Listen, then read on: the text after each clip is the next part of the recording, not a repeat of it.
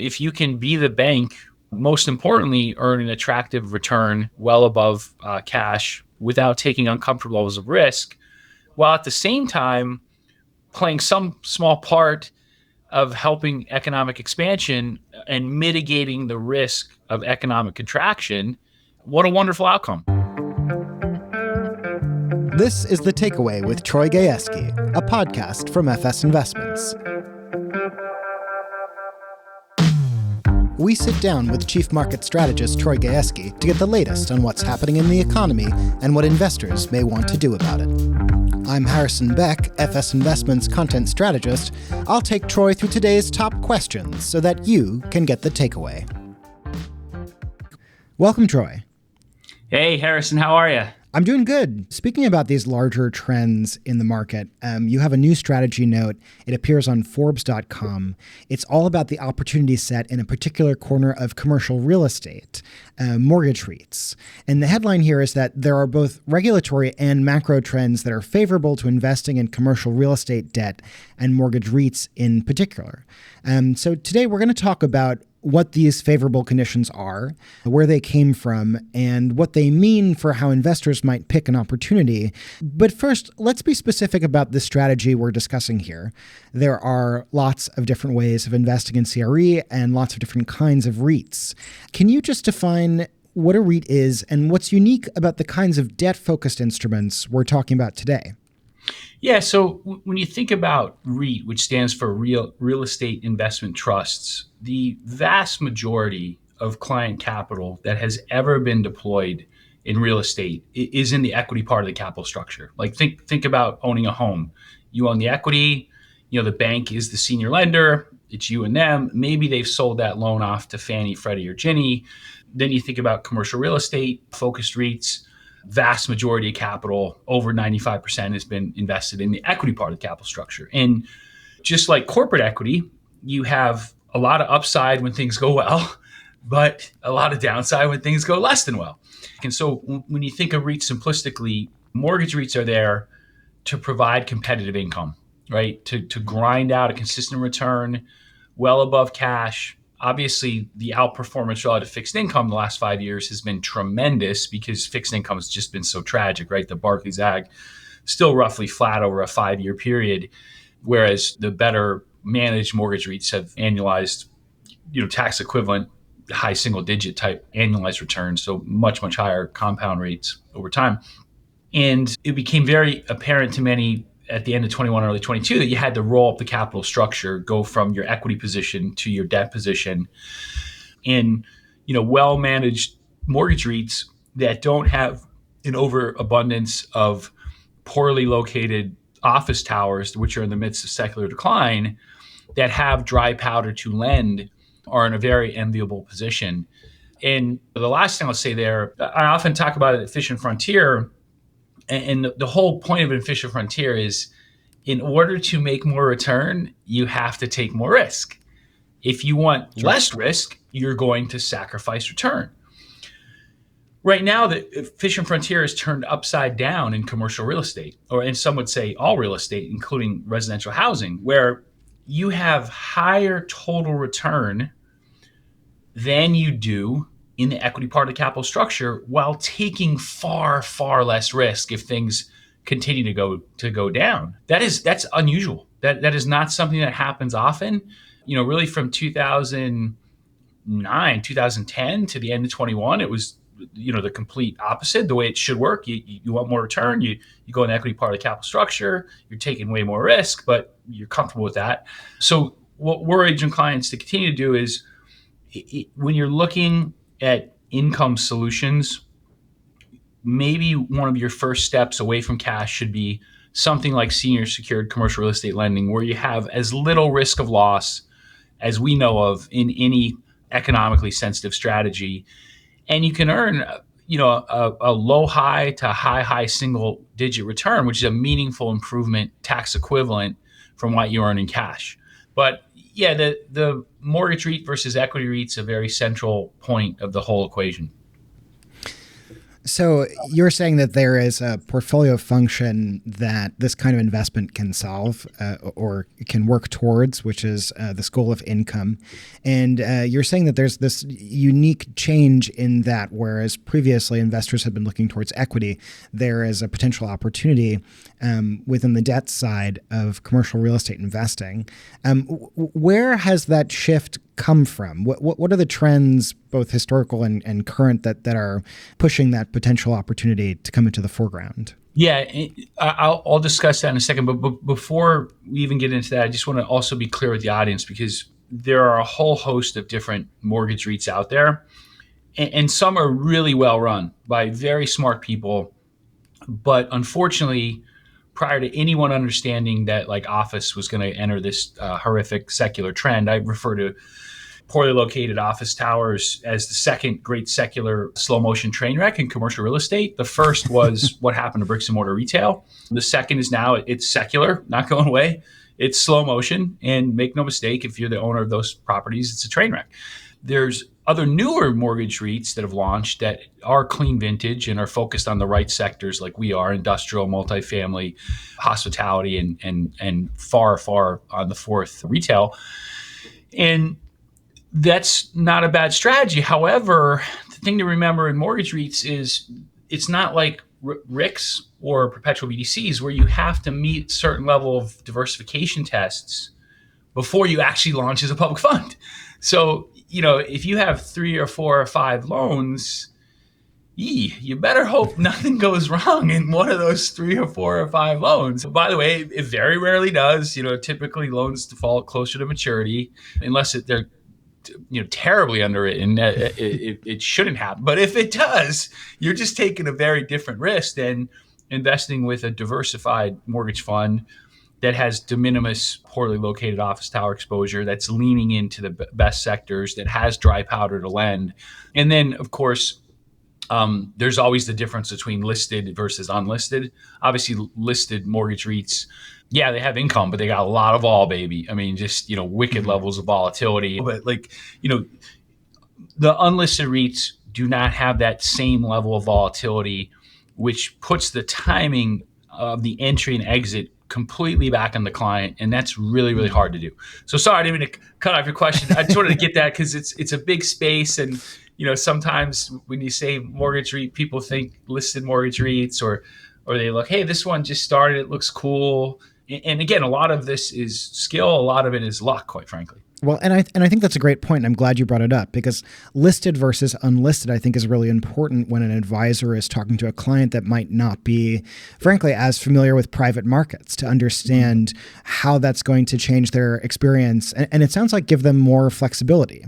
Yeah, exactly. So back to your question on what are the trends that are driving this. So a lot of it was driven by, the long-term and now shorter-term regulatory reform of the banking system, where, after the GFC, banks effectively got out of transitional real estate lending completely. There's other sectors they're still involved in. They still lend in commercial real estate, still the largest lender by far, even today.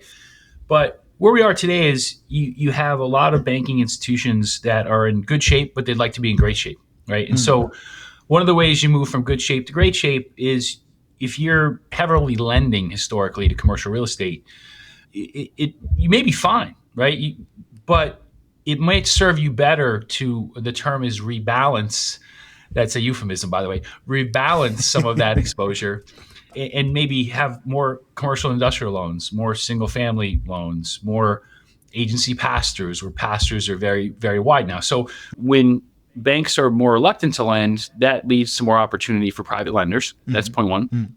The second is that, you have a whole host of high quality banks that have no real danger of failing, but have been heavily allocated to certain sectors that they prefer to rebalance from. And by rebalance, I mean, if you're 35, 40% of your loan books to commercial real estate, and the regulators would like it to be 30 or 35 or 20 or 25, or from a business standpoint, you would just rather emphasize commercial and industrial, or buy more agency pass-throughs, which are very wide spreads.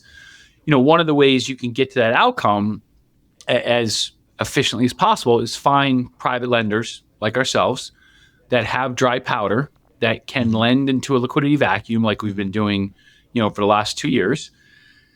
And instead of originating a loan, we can buy those assets right off their balance sheet, at a modest discount. So it's win-win-win and an attractive spread at a very attractive LTV. And so to me, it just speaks to what a core solution private credit has become for the entire economy. Sure, absolutely. Yeah. And I think it's a really powerful idea for investors and advisors to hold on to, is that private credit is good for the economy and that it serves this function. And then that in turn is good for investors. 100%. And, if you can be the bank, most importantly, earn an attractive return well above cash without taking uncomfortable levels of risk, while at the same time playing some small part of helping economic expansion and mitigating the risk of economic contraction, what a wonderful outcome. Absolutely.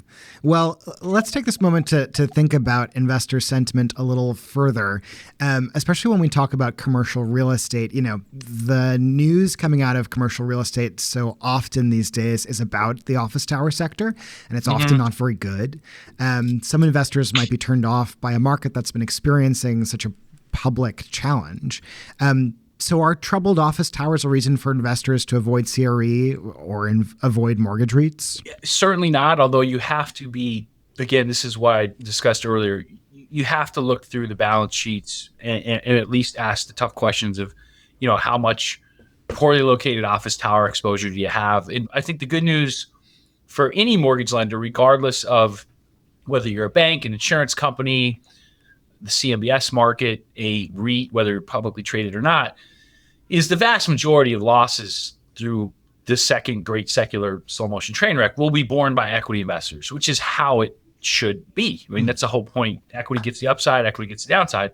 But just like we saw in the GFC or in the savings and loan crisis, there will be some modest losses that bleed into senior loans, but it should be nothing, disastrous. You'll just give back some of your income from that outcome. Furthermore, if you look at the other sectors, multifamily, lodging, you think of retail, industrial, the fundamentals of those sectors all look very, very good. The price declines we've seen are mainly caused by higher borrowing costs, which again work to the benefit of a lender, right? But means that you've had price declines as an equity owner. Higher borrowing costs and higher cap rates, right? Cap rates got exceptionally low. They've had to normalize back to something more in line with where borrowing costs are or capital structures don't work. So we've always viewed the downturn in industrial prices, multifamily, lodging really had de minimis downside, even retail less than industrial multifamily, as being primarily a borrowing cost and cap rate driven problem. So make sure, you're focused on the senior part of capital structure. You have de minimis, poorly located office tower exposure, and whoever you're investing with has the capability to lend to the more robust sectors. And let's also get back to basics here. Even if you originated a loan at the end of 21 and you did it to multifamily at a 70 LTV in Austin, and that multifamily property is down 20%. Well, if you're the equity owner, you've taken quite a substantial mark-to-market hit on your value. But as the lender, we still have 10 points of subordination beneath us. And furthermore, the properties are performing very, very well because they're great assets. They've just gone through a very predictable price decline after a massive borrowing rate move and also a substantial cap rate move. And then the last thing I'd say there is you all know that we've been in the stronger for longer, higher for longer camp for years. And I know this has caused angst, particularly for real estate equity owners, like, oh my goodness, like the Fed's never going to cut and rates are never going to go lower. And, the 10-year was at 3.75, feels great, gaps back up to 4.5, doesn't feel as good. But there is relief. Like we've always told people, the way you normalize the spread between borrowing rates and equity cap rates over time is twofold. One, the rent growth you get the net operating income growth will not reflect in price appreciation. Instead, it will reflect in a gradually higher cap rate. Mm-hmm. The second is eventually the Fed will gradually take the front end to 3 over many years, Mm-hmm. and the 10-year will settle in around 3.5 to 4. So you get some borrowing cost relief, and then your NOI gradually builds, or your NOI growth gradually leads to higher and higher cap rates.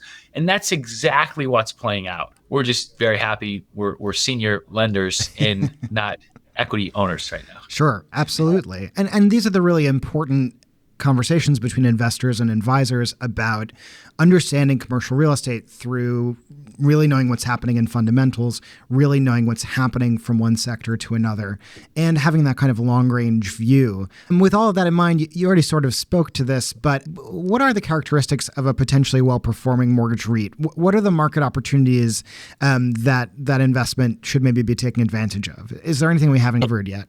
I think a couple other things that are really important is the bandwidth to source deals, whether they're construction takeouts, property improvement. I'll use the term could. I'll be very gentlemanly. There could be entities that might not be able to deploy meaningful amounts of capital, and so you could kind of end up in the same situation that some of the perpetual BDCs did late 21, early 22, a ton of money coming in, not an ability to deploy it. Well, that kind of leads to a problem. The other thing, and I'm very proud of our team for this, is the ability to pivot as opportunities present themselves. And I'll give two examples. One was pivoting from being almost an exclusively transitional acquisition lender, construction takeout lender, really up until October of 22. That's really all we did, right, is focus on these transitional loans. Mm. But then once the stresses started to build in the banking system, when commercial real estate started to take a digger early 2022, what we found is that many high quality borrowers, through no fault of their own, were having trouble rolling their loans because their current financier just didn't have the capacity to extend credit. Now that has gotten better, there's no doubt, but what I refer to this as the rolling loan opportunity, where you have about a little under $3 trillion of loans rolling through 2029, about half the entire asset class. And our ability to sit back and cherry pick, strong term, but target really high quality borrowers and great properties at attractive spreads, at attractive LTVs, again, win-win-win, right? Win for the borrower, win for the current lender, because without us to take them out, they'd have to figure something out, and obviously a win for our investors. And then, if I may, the whole point of making high quality loans is to minimize the probability of something going wrong. Mm-hmm. But you're never going to completely eliminate it. Something is going to not work out the way you had hoped, whether it's the economy, whether it's the Fed hiking rates, whether it's a borrower that's over concentrated in a particular sector that just doesn't have the capital to kick in when things are a little dicier, whether it's the source of capital is in a very narrow vehicle that because of regulatory constraints can't take additional capital. So not if, but when things go wrong, what is the plan for making sure a non-accrual or a default does not turn into a loss, right? Sure. There's a difference between a non-accrual, there's a difference between a default and a loss of capital, right? Obviously, it starts with the equity cushion, but what is the workout team's expertise in monitoring these in real time and then figuring out how to maximize the outcome? And, as an example, like we always say, the best outcome is to find a new buyer who comes in and replaces the, say, weaker owner and then become the senior lender to them. But another perfectly fine outcome is taking possession of the property and having equity-like upside over the next several years, particularly in very high-quality properties. So there's a lot of complexity to not only minimizing the probability of a non-accrual or default and maximizing recovery rates or minimizing the risk of loss. Very, very important, and it's sometimes lost on people. Well, and that experience in the space is so key then. So finally, as we wrap up this episode, it's the name of the show. It's a great way to summarize our conversation. What's the takeaway you want listeners to have from our time together? Yeah, so central challenge, how do you put these massive cash hoards to work? How do you do it where you're meaningfully increasing total return without taking uncomfortable levels of risk? One of the prime time strategies for doing that right now, as has been the case the last several years, has been the well-managed public non-traded mortgage REITs that can provide, we think, higher income and total return than equity REITs with far, far, far less risk. Well, check out Troy's latest article for the Forbes Finance Council, Become the Bank, Why Current Conditions Favor Mortgage REITs and How to Pick One. You can find it on the Forbes website, Forbes.com. It has some really useful content for shaping a conversation around the current opportunity set in commercial real estate and actionable reasons for why investors may want to consider mortgage REITs. Give it a read. Troy, great conversation with you today. Thanks so much. Harrison, it's always a pleasure, buddy. Thanks for listening, everybody.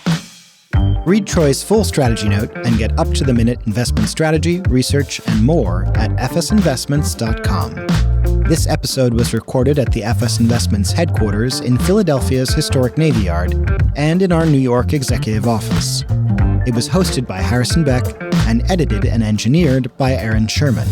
Video edited by Melissa Vendetti. Special thanks to Ellie Zhang and Laura Coleman. Make sure to follow and subscribe to the Fireside Podcast wherever you stream. Thanks for listening.